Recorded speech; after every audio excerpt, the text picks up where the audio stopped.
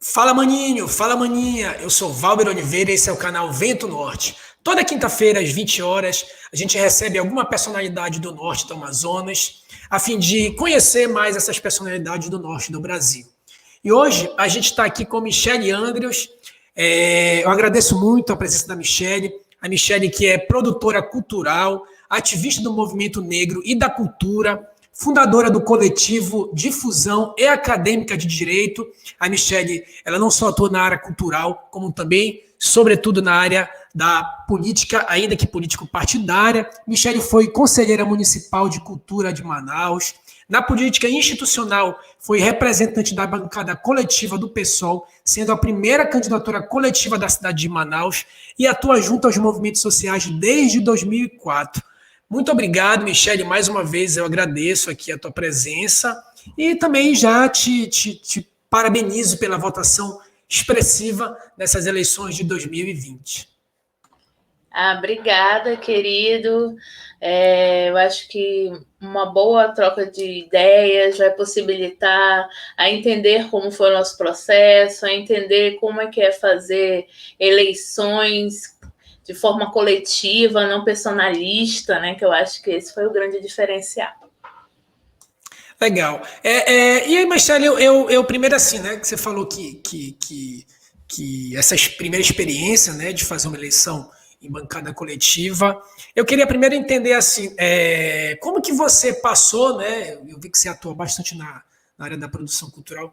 Em que momento você virou essa chave e disse, não, agora eu vou entrar, né? Porque, de uma certa forma, a produção cultural não deixa de ser fazer, de uma certa forma, política, né? Como você agora eu vou entrar para a política institucional, vou me candidatar, né?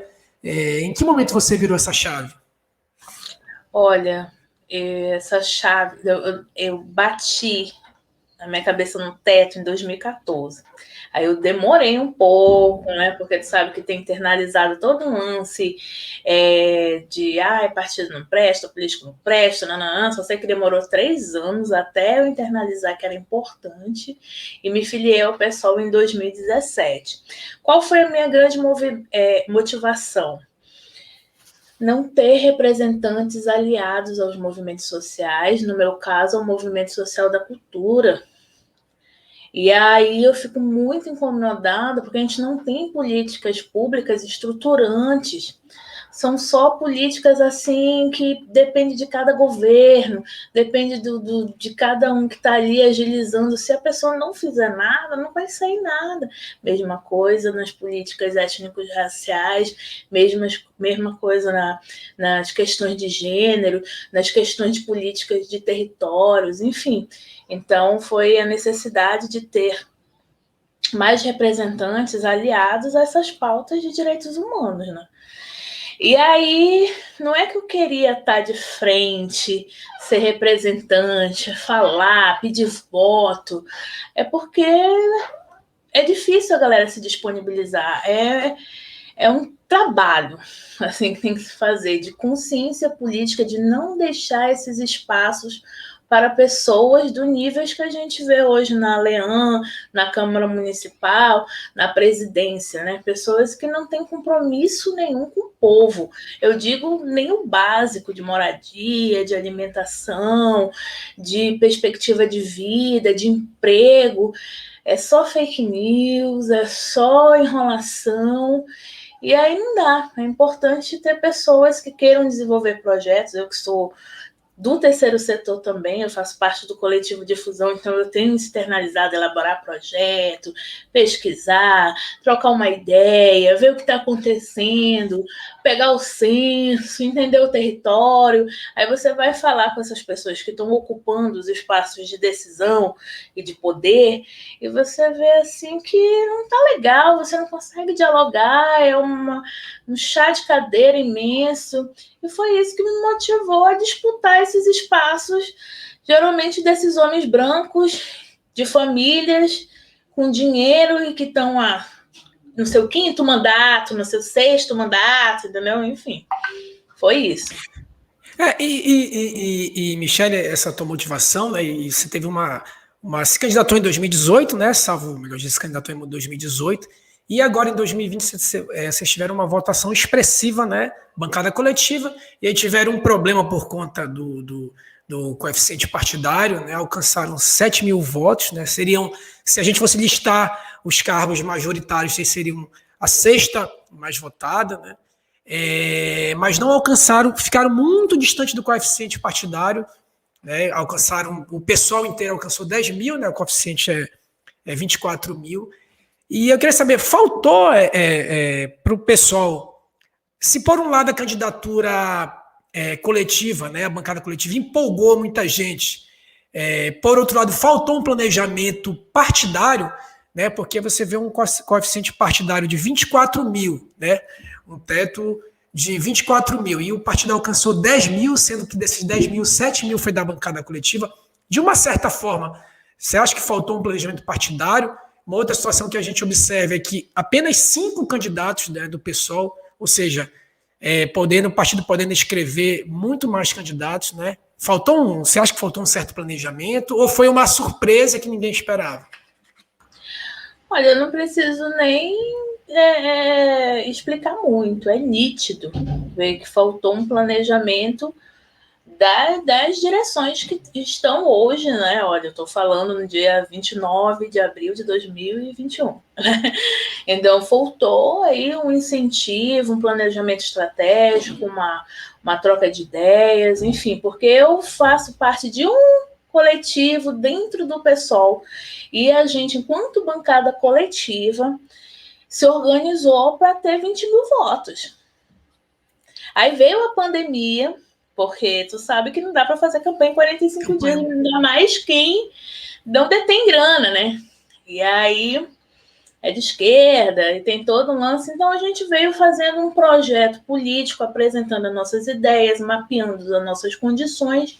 E numa realidade sem pandemia, a gente tinha diagnosticado 20 mil votos. Sem pandemia, a gente conseguiu os 7.662 votos. O pessoal poderia ter vindo com mais pessoas? Poderia. Poderia ter se organizado melhor? Poderia. Aí, hoje, o meu coletivo, que eu faço parte, né, dele, vai se organizar para ocupar também a direção, para tentar se reconfigurar. Porque, como você viu minha trajetória, eu estou disputando a política desde 2018, numa perspectiva de orçamento baixo, pautando gênero, raça, uma candidatura de baixo custo, que paute as questões socialistas, de esquerda, de periferia, de comunidade, da cultura, entendeu? Então, é uma coisa que ninguém faz. É muito fácil você hoje escutar que para eleger um vereador, para eleger um deputado federal, deputado 300 mil, né? Vereador 150 mil, né? E aí não é isso. Eu quero poder disputar as eleições com R$1.000, como eu já fiz, ou com R$60.000, como a gente fez na bancada coletiva, isso com 5 pessoas, laboratoriando questões de disputa, de pedir voto, de convencimento. A própria esquerda ficou acusando a bancada coletiva de roubar voto, sendo que Manaus é uma cidade imensa, de mais de 2 milhões de habitantes, e a galera vem com uma narrativa negativa para cima de 5 mulheres. Então, é mais sobre disputar com novas tecnologias sociais do que propriamente a gente não se organizou ou que a gente não se preparou. A gente tinha consciência. E uma consciência era ninguém se contaminar, ninguém ficar doente, a gente conseguir ressignificar as eleições de 2020 de uma perspectiva que praticamente o afeto ele também precisa ser visto, é o pegar de mão, é a reunião. Eu que sou de uma área que é culturalmente aglomerativa, eu senti muita falta disso. né? Então, foi difícil. Nem tudo cabe numa tela, nem tudo cabe numa live. A perspectiva de realidade de uma cidade é totalmente diferente. Em um bairro pega Claro, no outro pega Vivo, no outro pega Oi. Então, até isso você tinha que disputar, entender, ligar. E quando você pedia um voto, você não pedia só o voto. Você entendia o que aquela pessoa estava passando, o que ela tinha. A maioria das pessoas que votaram na bancada coletiva são pessoas muito próximas. Então, como é que você está? O que aconteceu? E aí, me conta, o que tu acha? O que tu está sabendo da cidade? Então, é outro ritmo, outra coisa. E a bancada coletiva trouxe essa disputa, colocou aí como tecnologia social inédita e causou burburinho, causou resultados. A gente não conseguiu chegar lá, mas até hoje eu estou falando sobre o processo. Né? E eu espero que mais mulheres consigam, mais, enfim. Então, Michele, é exatamente sobre essa questão orçamentária, né, que eu gostaria de saber a respeito da bancada coletiva e do partido. Vocês, de fato, tiveram uma votação expressiva, 7 mil votos, enfim, se fosse majoritário, vocês seriam o sexto mais votado, mas ficaram muito, muito distante da questão representativa, ou seja, não foi um resultado, não houve um pragmatismo, né? E aí o valor da campanha de vocês realmente também foi muito módico, né? 70 mil reais, sendo que desses 70 mil, 50 mil foi um financiamento público, ou seja, apenas 20 mil reais de financiamento privado. Então, de que modo, com poucos recursos, vocês vão conseguir chegar a, por exemplo, o Ribeirinho lá na Calha do Juruá ou do Alto Rio Negro, né, onde mal funciona a energia elétrica, quem dirá a internet 3G. Né? Então, quais seriam as estratégias práticas para as eleições, por exemplo, de 2022? Primeiramente, falar que a bancada coletiva é um projeto de 2020. Né? O que a gente possivelmente pode replicar são outras candidaturas coletivas, porque sozinha eu também não vou conseguir fazer nada. Mas lembrando que eu sou uma trabalhadora da cultura, eu também trabalho com as questões de difusão cultural, então tem diversas estratégias de difundir uma ideia, de fazer chegar, e a cultura é aonde se tem mais tecnologia social. Hoje a gente não pode subestimar os meios de comunicação ou os meios de pulverizar uma ideia, de fazer chegar. O nosso diferencial, quando você pergunta de estratégia, é que não se parou.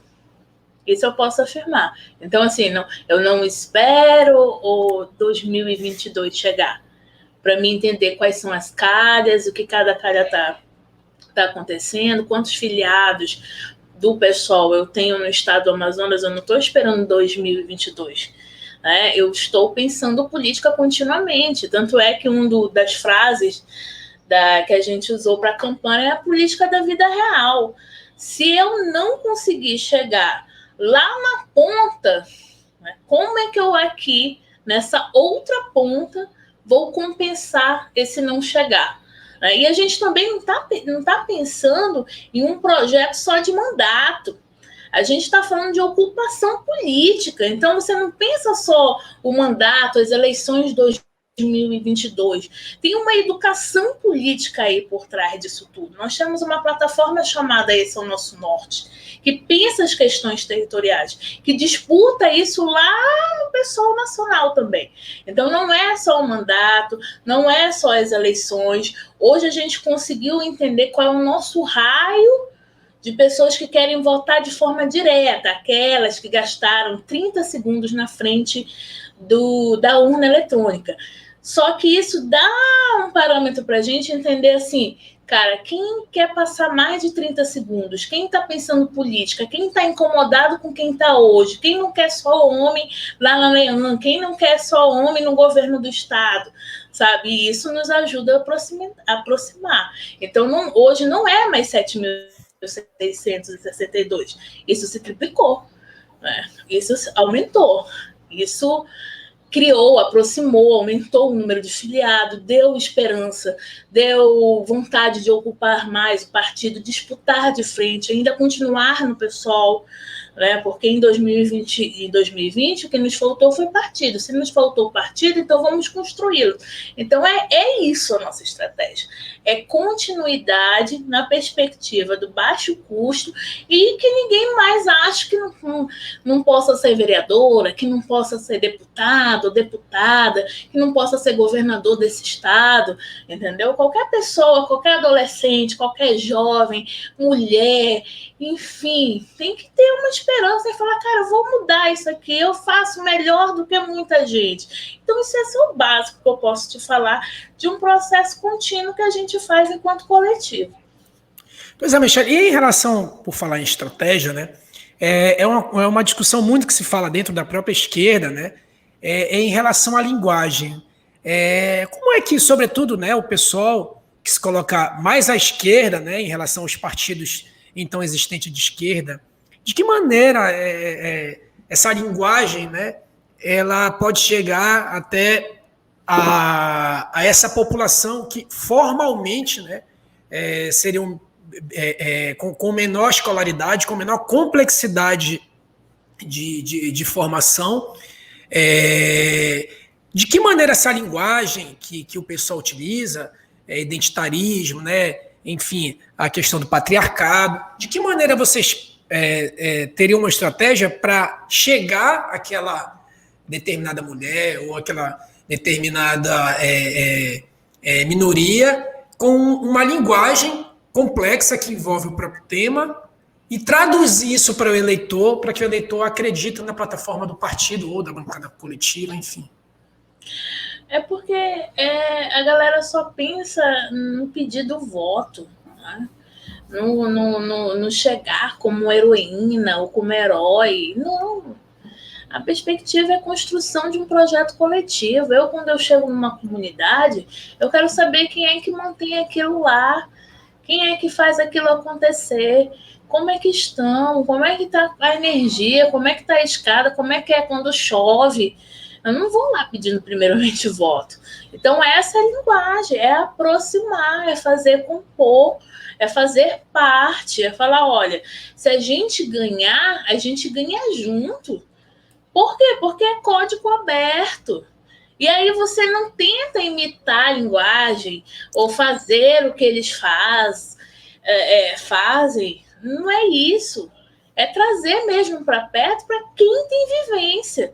A bancada coletiva mostrou isso. Eu tenho propriedade de falar sobre cultura, a Alessandrine tinha propriedade de falar sobre maternidade, a Patrícia tinha propriedade de falar sobre comunidade e bairro. Eu não vou falar sobre tudo, não. O que eu tenho que aprender é trocar vivências. Então, o que a gente faz enquanto pessoal, enquanto coletivo, enquanto esse é o nosso norte? Meu coletivo se chama Primavera Socialista hoje. A gente tenta criar os núcleos de base, empoderar as pessoas, entender da realidade dela, e é diverso. A gente se ajuda coletivamente na parte de autonomia, entendeu? Se tem uma dúvida, troca uma ideia. E o que você traz, por exemplo, ainda aquela parece que a galera adora falar que o pessoal só tem academicista, as questões as pechas, né? As pechas do pessoal, né? Essas coisas assim que tá tão ultrapassado que a gente nem perde tempo trocando uma ideia sobre isso para mostrar outros tipos de resultado, ampliação de filiados, uma boa votação em menos de 4 anos, uma presença em todos os canais de comunicação, uma linguagem direcionada, uma proposta coletiva, e vem na manha, como eu te disse, não é só o processo eleitoral, é um projeto político de ocupação, entendeu? Isso pode durar 15 anos. Não é só, sabe? A gente tem que começar a ver o que se quer daqui a 2, a 3, 4, 5, 15. Porque no meio de uma pandemia, o que mais me mostrou é que está todo mundo lascado. E dentro desse lascado todo, como é que a gente vai falar de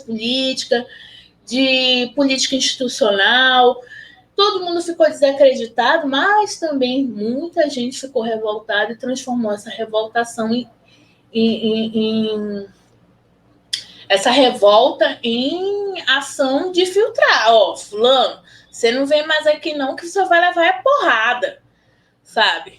E outra, a gente não aparece nos locais só em tempo de eleição. Você me busca, eu tô falando de tudo. Tava falando da premiação do Bolsonaro, tô falando de BBB, tô falando de questões étnicos raciais, tô lá no núcleo de base, tô na igreja, eu não paro, entendeu? Porque a política da vida é real. E tem um monte de gente igual eu, muito melhor que eu, fazendo muitas coisas aí que nem dá nem para contar, não cabe nem no jornal, não cabe nem numa live.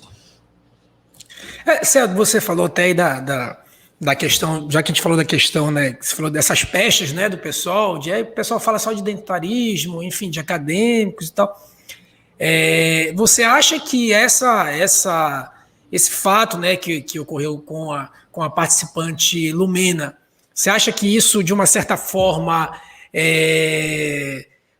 lançou certos preconceitos dentro da militância mais radical, enfim, no sentido de, olha aí, lá vem o pessoal chato, feminista, antirracista, antinazista, enfim, de minorias de povos tradicionais. Você acha que, de uma certa forma, considerando, né, que é o programa popular mais assistido no Brasil, isso, de uma certa forma, pode ser utilizada para estigmatizar a militância? Claro, com certeza. Só que aí a gente fala assim, a partir do momento que vê uma pessoa falando, parece a Lumena, parece Carol Conká, não sei o quê, você já dá ali logo um filtro de pessoa escrota. Porque uma pessoa que precisa usar uma mulher negra para projetar toda a sua escrotice, o seu racismo, o seu machismo, a sua misoginia, a sua ideia de fazer uma conjuntura política através da Lumena para ofender, para deixar a gente estagnado da esquerda, gente, você não mostra que é escroto. O que eu faço? Eu, como uma boa virginiana, vou fazer projeto, vou falar de outra coisa. Tem um monte de gente assistindo BBB, mas também tem um monte de gente querendo fazer outra coisa, sabe? Buscando outra coisa, tentando viver para não passar fome, buscando outras alternativas, cuidando da sua saúde mental. Tem um outro lado, sabe? Não é só esse nosso mundinho manauara da esquerda, de gente que acha que papapá, pipipi, popopô, sabe? Para mim, quando usa isso como desculpa, eu vi muito no Twitter isso. Chega muito rápido, né, Manaus? E eu só filtro do escroto, filtro de pessoas que precisam falar para o mundo aquilo que sente e não contribui em nada, não faz nada, só faz para si próprio, tá ali concursado, tá ali tomando vacina, tá ali furando fila, tá ali ajudando o cachorrinho, sabe? Enfim, um monte de coisa. É isso. Compreendi. Então, a gente começa a perceber que há um tempo já o pessoal, né, vai se deslocando para a situação mais de base, né? E aí eu queria saber, né, ainda aqui dentro do Amazonas... Eu acho que tem que pensar num todo, não só se deslocando numa questão mais de base, mas assim, pensar como um todo, sabe? A gente hoje tem uma emergência política de não deixar nada vazio. É o corpo político que pede hoje. Não é mais aceitável as pessoas não entenderem uma linguagem racista. Não é mais aceitável as pessoas não entenderem o que é misoginia. Principalmente a galera que é mais como a gente, tá aí na academia, tá aí entendendo das coisas, tá sacando o que tá acontecendo numa semiótica política mais antecipada, ainda vem reproduzir coisinhas do mundo de Manaus lá de baixo, gente. Sabe? Eu quero algo mais plural, sabe? Tem um núcleo de base aqui, mas também tem um hacker, tem as meninas fazendo literatura, tem a galera criando cozinha comunitária, enfim, mini refúgios, né? Porque é isso que a gente vai esperar no final de contas. Como é que a gente foge de tanto ódio? Ou como é que a gente encontra um espaço para respirar? Porque é tudo toxicidade, né? É só genocida ali, de todas as maneiras. A minha cidade hoje não tem mais vacina. E o cara bota um cartazinho de Canvas lá, gente, até a segunda ordem, a vacina, quem estava esperando, aguarde. pô, não sabe o que é saúde mental, não conseguiu se planejar, não tem articulação política, enfim, tá entendendo? Então, onde é que é o nosso refúgio? Aonde é que a gente está se articulando? Como é que a gente está pensando? Que nível de Brasil é? Sabe? Então, tem uma imensidade de coisas aí que o nosso corpo político exige que a gente entenda essa pluralidade. É assim que eu entendo. Não é só a base, né? É tudo, assim, é um mix, é planetário. Isso que você falou, né? Não só a questão de base, enfim, a questão da ocupação. Você acha que isso seria esse motivo, ou existem outros motivos, para pouca representatividade da esquerda amazonense, né? Se a gente olha, por exemplo, no município de Manaus, na Câmara dos Vereadores, a gente tem só, se a gente considerado, vamos expandir, né? Chamar de campo progressista, né? Porque, a depender da perspectiva, podem entender o PT, inclusive o PT, o PCdoB, como partido de centro-esquerda, mas enfim, vamos chamar isso de campo progressista. A gente tem apenas 3 vereadores, né? Um do PT, um do PCdoB e um do PSB. Ou seja, de 41 cadeiras no município, a gente só tem 3, né? 3 do campo progressista. A que motivo você atribui essa pouca, né, essa representatividade minguada da esquerda brasileira numa capital do Amazonas, né? Manaus, uma capital gigantesca, sendo que nas capitais dos outros estados, né, das outras unidades da federação, a gente vê um avanço, né, muito maior da esquerda. A que você atribui a essa... Olha, eu vou dar uma resposta orgânica de vivência, né? São prioridades que esses partidos quiseram dar. Então, assim, não tem muito o que falar. Estão correndo, uma parte está correndo atrás do prejuízo, que é aperfeiçoando o seu partido para o entendimento de que precisa de mais mulheres, de que a gente precisa aumentar mais cargos. Você observa, por exemplo, o PT em 2020 ocupou todos os cargos, mais de 60 candidatos à vereança, entendeu? E conseguiu só uma vaga de uma mesma pessoa, entendeu? E aí é mais atrás, assim, sabe? Isso é processo. Isso é um processo de cidade também. Eu ainda hoje, século XXI, escuto, por exemplo, que feminismo não dá voto, sendo que feminismo não é para dar voto. Entendeu? A galera, cultura não é para dar voto. A gente precisa entender os projetos de avanço de sociedade. Isso é que dá voto. E lá vai estar cultura, vai estar maternagem, vai estar feminismo, vai estar as questões étnicos raciais, entendeu? E algumas coisas precisam ser aceleradas. Né? Não dá mais para a gente ser conveniente de não ter mais pessoas na esquerda, como que é a pergunta provocativa que você faz. Por que a gente está estagnado? Primeiro, porque foi prioridade daquele partido. Né? E a gente sabe que cada eleição dá para a gente ter um pouco ali da leitura do que é a prioridade. Né? Em um ano de 2018, todo mundo foi para deputados federais para garantir a cláusula de barreira. Em 2020, todo mundo ocupou o cargo aí para conseguir 1, 2, até porque era uma nova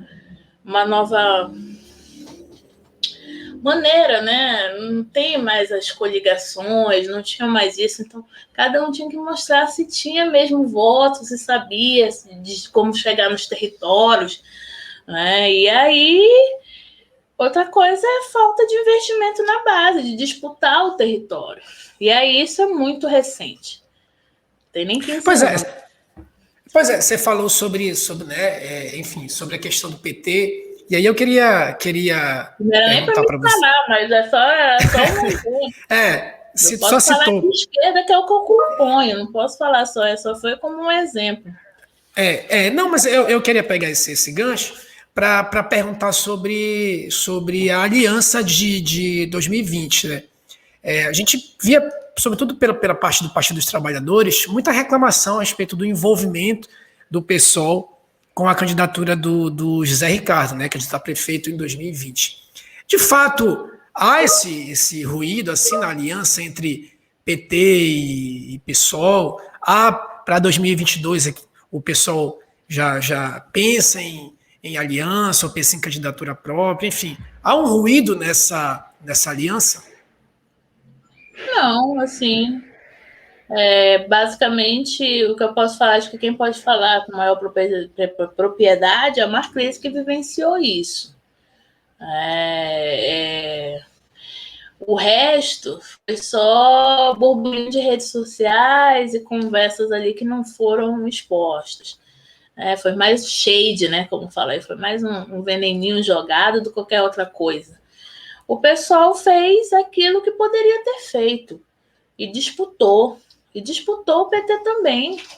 A gente não pode esquecer que a mamadeira de piroca ainda persegue a gente, sabe? A gente ia para uma carreata, a galera ainda dizia fora PT, e a gente ali desconstruindo e fazendo um outro rolê, sabe? Fazendo a política da não queimação, de falar assim, gente, ainda tá nessa, sabe? Então não tem ruído, não tem, foi uma boa avaliação, foi uma boa troca.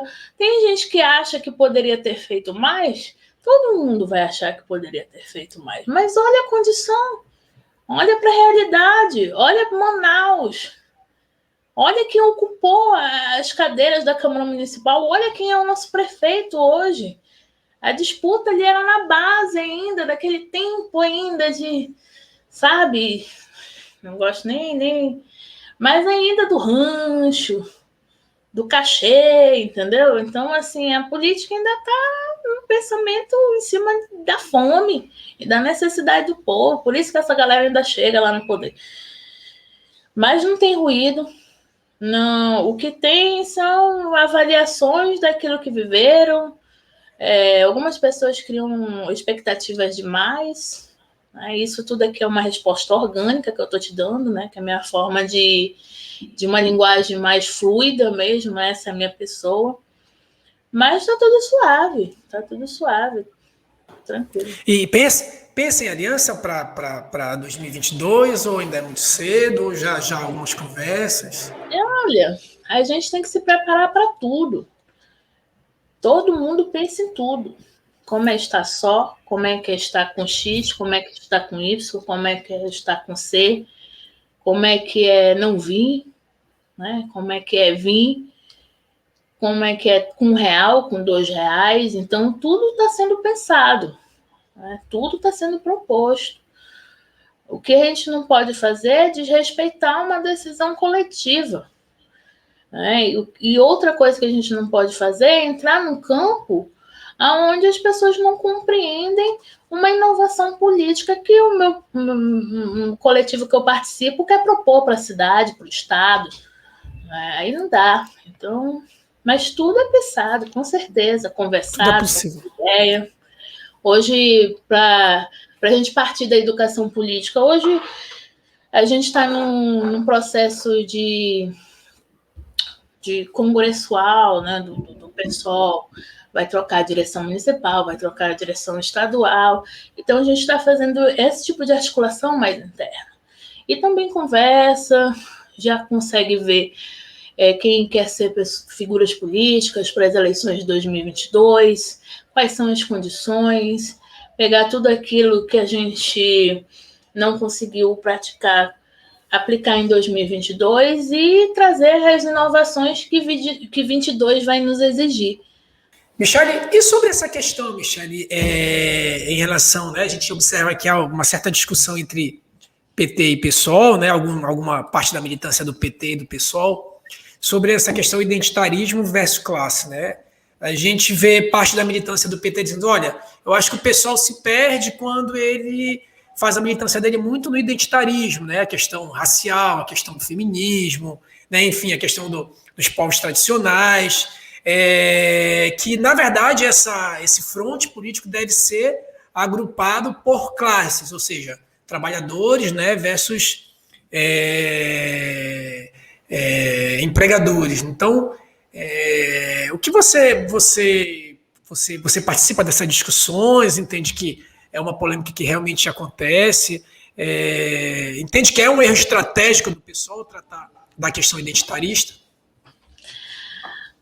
Porque a galera adora, quando não consegue ler de uma forma mais ampliada, né, quer colocar dentro de um quadrado.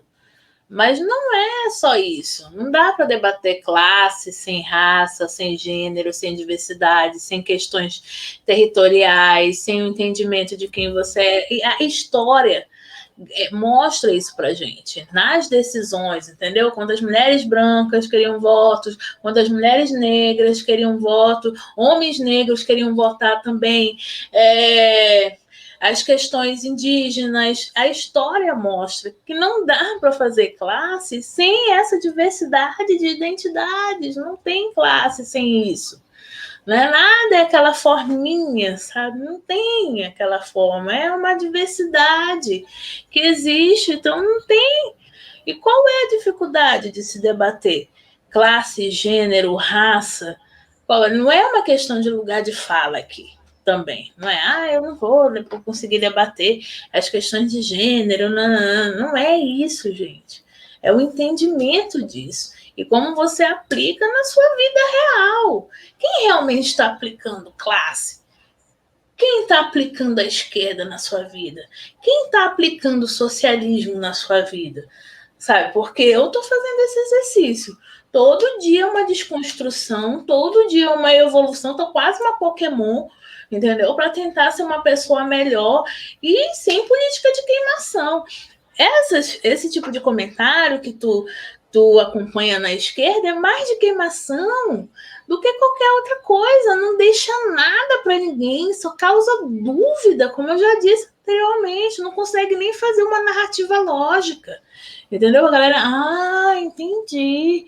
E outra, partidos, pessoas são autônomas para focar naquilo que querem, tanto que não machuquem umas às outras. Sabe? Acho que é isso. Entendi. Então você entende que a questão identitária não abandona a questão, né, do trabalhador, porque de uma certa forma, né, uma está transversal à outra. Com certeza, e bobo é aquele que não consegue aplicar isso no seu dia a dia. Para mim, quando vem com um debate distorcido, teórico, chato demais, não está aplicando na vida ali cotidiana, não entende, sabe? Só consegue fazer um grande textão e culpabilizar aquilo que não existe. Não consegue produzir nada, né, de eficiente, de nossa, não se torna nem referência para a sua cidade, sabe? É disso que eu tô falando. E essa questão que né, você falou do textão, enfim, vocês fazem muito campanha em rede social, falou da questão da mamadeira de piroca, né? A grande fake news das eleições de 2018. Você acha que é possível travar esse debate complexo, né, que é a política dentro de uma rede social, né, ainda aproveitando essa questão da rede social, emendando uma questão na outra, não foi inclusive a própria esquerda que inventou essa questão da política de cancelamento, que de uma certa forma não é uma prática em que inviabiliza essa complexidade, ou seja, a partir do momento que eu cancelo alguém por um post, enfim, ou uma colocação fora de contexto, ou dentro de um contexto, ainda que equivocado. Você não acha que essa questão da rede social não é difícil travar esse debate, seja para combater a fake news, seja por conta dessa questão, né, da prática do cancelamento? Vamos lá, olha só. Existe a fake news. A fake news ela é usada politicamente para distorcer aquilo que você não quer ou para distrair. Isso foi usado e é usado muito na política, entendeu? Até hoje, até agora. Estamos criando mecanismos, teorias, praticidades para tentar combater a fake news. O brasileiro é o que mais acredita em fake news. Outra coisa é a cultura do cancelamento. Isso não foi aplicado pela esquerda. A cultura do cancelamento, ela é de cancelamento e de descancelamento. Então, a galera tem uma atitude, o povo fez isso, não sei o quê. E tem outra coisa que a galera super confunde, que é a prática do ódio nas redes sociais e na vida real. Tanto é que a gente é o que mais mata ativista, é o que mais briga no trânsito. Então, a gente tem uma cultura do ódio. Né? Por exemplo, uma coisa é você não gostar da atitude da Carol Conká enquanto ela está naquele programa.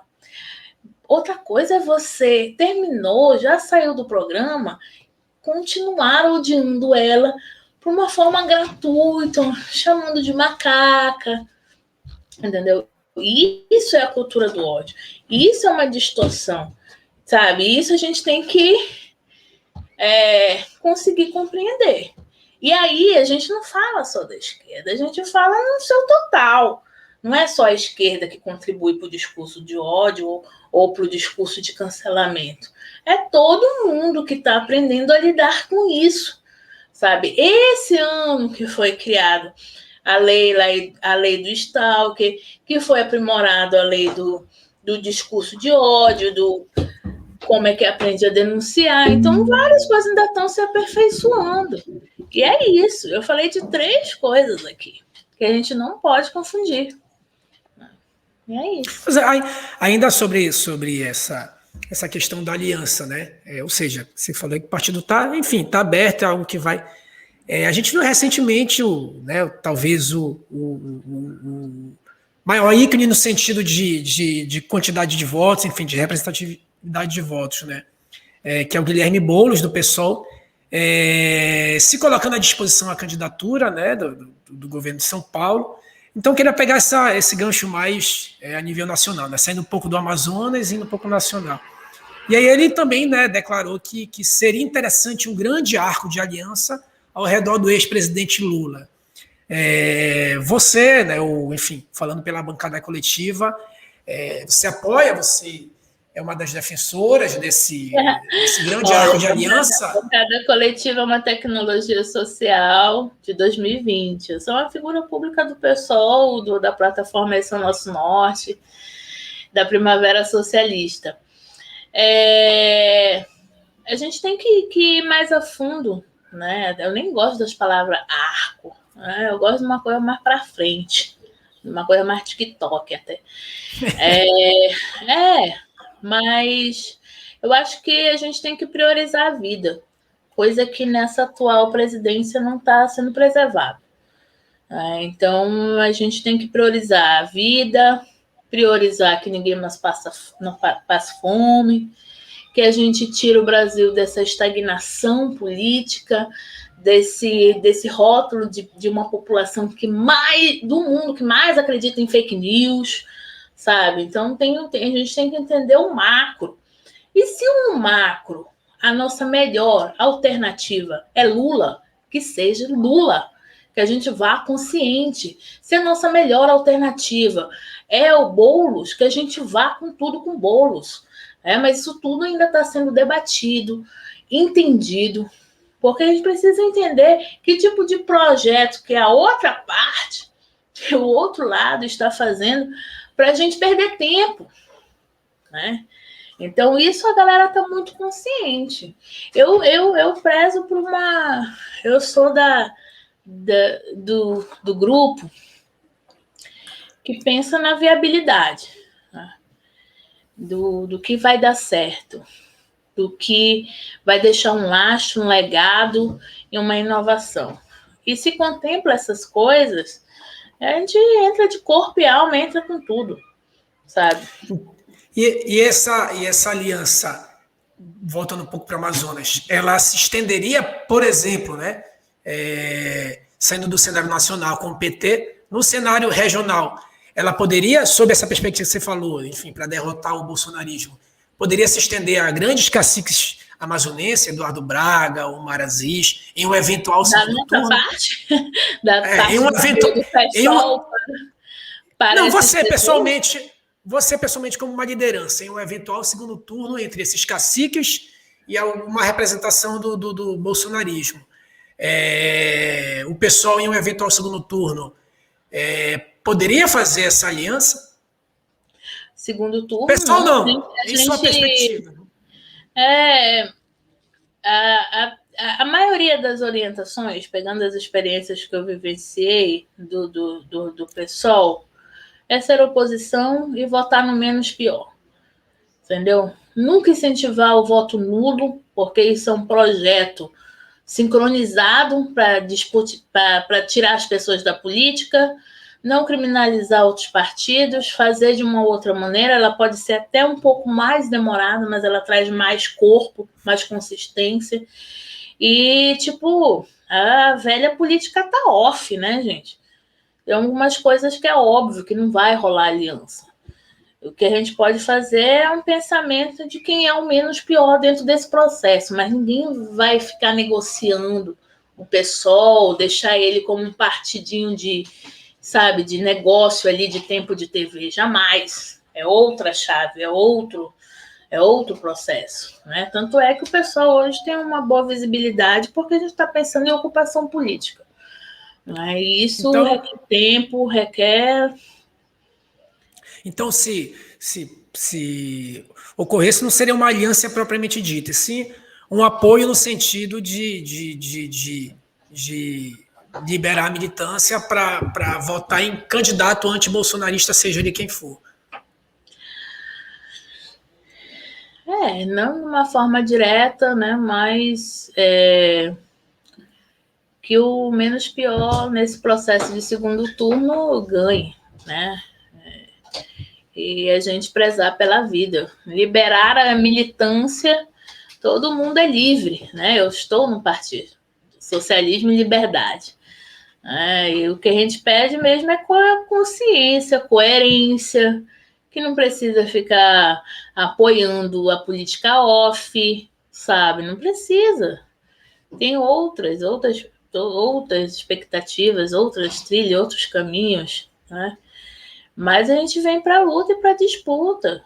E se as duas pessoas que forem do segundo turno não forem do campo da esquerda e forem duas pessoas lá muito ruim, que não dá nem para votar no menos pior, é oposição direto, contínua, sabe? E é isso. E você falar de militância, após essa votação expressiva da bancada coletiva, como é que é seu cotidiano, né? Seu processo de cotidiano? Mudou a sua grande agenda de compromisso? Você deixou de lado um pouco a questão da produção cultural?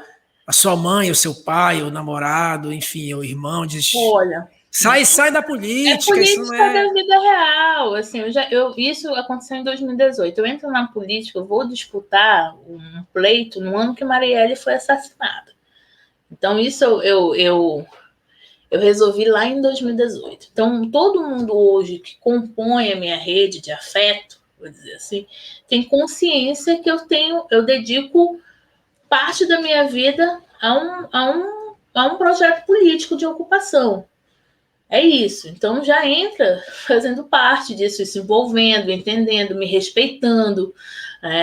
E eu sempre fiz o que eu faço, assim. A gente tem gente hoje que ainda pensa que eu sou vereadora, né? Dá uma ligadinha assim, e aí, fala com meu esposo aí, Johnny, tua esposa é vereadora, né? E lá vai a educação política. Não é bem assim. Ela tem, não acredito mesmo. Então, o que ampliou é, tipo, educar, saber que você tem uma responsabilidade maior, que você tem que aperfeiçoar cada vez mais o seu projeto político, aproximar mais pessoas. Eu não estou só, né? Não tem essa de figurona, política, não sei o quê. Tudo é compartilhado, a gente troca ideia, ocupa a cidade, entende a pandemia, é de tudo. É de um gás de cozinha, é de um projeto cultural, enfim. Eu não deixei de fazer cultura, sou produtora cultural, todo ano tem um festival Teto Cupi, todo ano a gente faz as nossas ações de fomento à cultura, faço parte de uma associação, eu não deixei de fazer política, não estou só ampliamos mais as pessoas e aperfeiçoo cada vez mais o projeto político de ocupação que a gente quer pela esquerda. Olha, inclusive, por falar em Festival Tucupi, que eu sou super fã, o pessoal que está assistindo, a gente vai deixar o link aqui na descrição, então confiram lá. O último, né, foi contemplado pela Lei Aldir Blanc, está disponível aqui no YouTube, então a galera se desloca lá para curtir o Festival Hotel Tucupi. Agora, Michele, essa questão, né, da bancada coletiva, né, que é uma questão ainda super nova, né, sobretudo no Amazonas, como é que seria esse processo de tomada de decisão? Né? Então, a bancada coletiva de 2020, né, foram 5 pessoas. Né? Como é que é essa tomada de decisão? Há uma votação interna, enfim, tem uma... Como é a estratégia de... A gente vai trabalhar como um conselho, pegando alguns exemplos de outras candidaturas coletivas que conseguiram ser eleitas e fazer uma disputa com o presidente da Câmara Municipal para reconhecer a covereança de como um partido, enquanto nacional, tentar puxar cada vez mais esse debate das candidaturas coletivas, mas a gente ia se organizar como um gabinete do amor compartilhado, né, para facilitar a linguagem. A gente seria como um conselho, né, então tem votação, tem consenso, né, a gente precisa chegar ali num lance confortável. Todo mundo já tinha ciência que o ciclo era de 4 anos e que tinha que cumprir, tinha que expandir, tinha que trazer mais mulheres, mais LGBT, mais negritude, mais esquerda, fomentar e fazer um bom trabalho como vereança, né? Mostrar uma performance política que não está sendo mostrada. O que a gente vê hoje é pessoas fazendo TikTok dentro do gabinete, pessoas incomodadas com uma bitoquinha do Gil e do Fiuk, sabe? Esse tipo de coisa. A gente ia mostrar a performance política. Essa coisa que não acontece lá, né? Pois e essa questão da produção cultural, né? Saindo um pouco da política. Você tem novos projetos? Como é que você enxerga a produção cultural nesse momento agora, né? Nesse momento agora de pandemia? Como é que você enxerga, né? Esse cenário? Eu vou investir no cineclubismo. A gente tem uma tela inflável, só que a gente vai tentar adaptar para o distanciamento social, pensando ali em becos e vielas, mas isso quando a gente estiver mais estabilizado, sem expectativa, sem a possibilidade de uma terceira onda, né? E muita ocupação visual, projetaço, né? Esse tipo de coisa. E aí tá rolando os projetos mais institucionais, que é com a juventude, na questão da saúde, com uma escola criativa, que a gente está dando base. Está nesse sentido, né? Eu vou, esse ano, investir em projeção, multimídia, que é o videomapping, e no cineclubismo, no segundo semestre. Aí deixa a gente entender como vai ser o ritmo da vacinação, da terceira onda, para, no mais, produzindo, orientando, dando exemplos, trocando, falando de roteiro, falando de iniciativa, consumindo muita arte. Mas assim, para uma trabalhadora da cultura, tipo assim, minha renda diminuiu demais. Estou tendo que fazer umas outras coisas assim para compensar, né? O que está me mantendo são projetos anteriores, né? São projetos que também eu aprovei na Audi Blank, né? E aí consegue me dar uma sustentabilidade. Mas se não fosse isso, eu estaria lascada, sem ter condição de pagar uma internet. Pois é, e você, né, essa questão não só... A gente fala questão cultural, a gente sabe que um leque é amplo, né? Mas você é a favor desse totalmente fica em casa, fecha tudo, ou você é a favor que acha que ocorra essa abertura gradual das casas de show, de bares, enfim, apesar de a cultura não se restringir ali, né? São lugares muito mais populares. Eu odeio qualquer aglomeração que eu sei que vai matar pessoas. Entendeu? Hoje existem informações, cara, eu fico vendo assim, putz, eu esqueci agora qual é o local. Mas já tem gente fazendo experimento com show musical, todo mundo de máscara, todo mundo testado ao mesmo tempo, sabe? fazendo atividades que não esquecem a pandemia.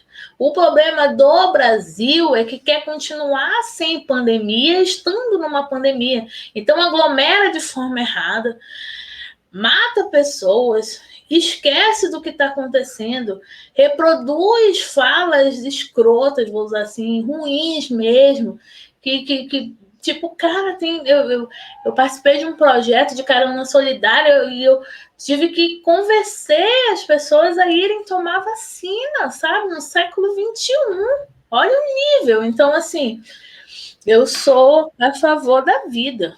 Se os cientistas, se a ciência hoje está falando, olha, a gente precisa se isolar 21 dias, cara, eu vou me isolar. Se eu tenho condições, eu vou me isolar, sabe? Deixa a academia, deixa o shopping, deixa sei lá o quê, para quem realmente está trabalhando, para quem é linha de frente, para quem necessita estar lá, né? Sabe? Então a galera quer reproduzir um tempo que não existe mais. Não dá para ir com ritmo sem vacina, vai ser morte todo tempo. Então, E já para a gente se encaminhando para o final, você acha que de uma certa forma, ainda nessa questão cultural, de abertura de bares, né? Eu vi um colega que ele pontuou a seguinte questão. Sobretudo as pessoas, né, donos vou falar dos bares menores, né, não dos bares dos bairros de classe média alta. Donos de bares, donos de lojas pequenas, né, se aglomerando, sobretudo aquele fatídico momento daqueles protestos contra o fechamento do comércio, né, que antecedeu aquela segunda onda violenta em Manaus, né, no Amazonas. Então esse colega havia lembrado que, olha, ele entendeu que foi um erro muito grande da esquerda simplesmente jogar pedra, né, enfim, ou criticar aqueles trabalhadores que em sua essência não seriam empresários, né, em sua essência são trabalhadores propriamente ditos, mas autônomos, né? Você entende que houve realmente esse erro, né? Será que a esquerda poderia liderar, né, se de uma certa forma a acomodação dessas pessoas que não seriam propriamente empresários? Olha, é uma, sabe, deixa eu ver como é que eu me organizo. Aí tu vai dando uma cortada dessas minhas pausas longas aí. Por quê? Porque eu não, como eu te disse lá no início, eu não faço política da queimação. Eu não vou bater no povo, em quem está pegando ônibus ou nos gados, sabe? Que foram manipulados a estarem lá. Porque, assim, quando o governo do Estado, ou quando a presidência, ou quando é decretada a pandemia, melhor dizendo, tinha pessoas que não poderiam ficar em casa, porque elas dependiam daquela tocada para comer. Isso é totalmente compreensível. Quem criticou sem fundamento perdeu tempo, é até esquecido na timeline, sabe? O que a gente precisa fomentar é que hoje a gente não tem políticas estruturantes para uma emergência que a gente viveu.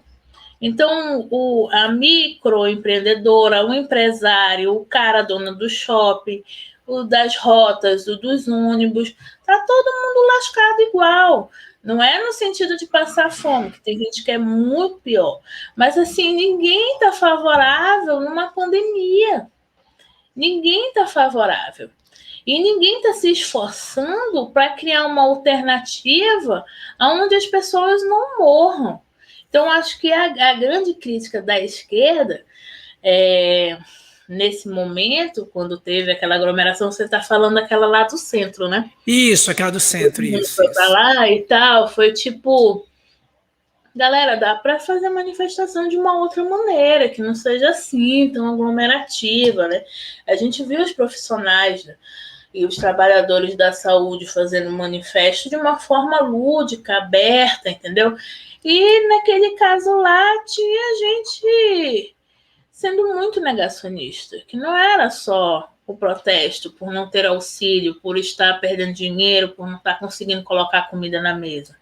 Né? Tava ali fomentando um tipo de aglomeração que não é legal, sabe? E isso a gente tem que ter entendimento, e isso a gente tem que saber conduzir, falar com quem te segue, com quem está ali na sua timeline, com quem está ao seu redor. Olha, eles estão errados, porém estão certos, sabe? Isso é da contemporaneidade, é do contraditório, é tudo. O que a Pois é, gente tem que... mas você não acha que faltou essa, como se diz, vou usar o termo que a gente usou no início, essa ocupação? Porque, de uma certa forma, Da a nossa gente tinha parte da negação. esquerda, tu tá falando? Porque. Isso, da esquerda.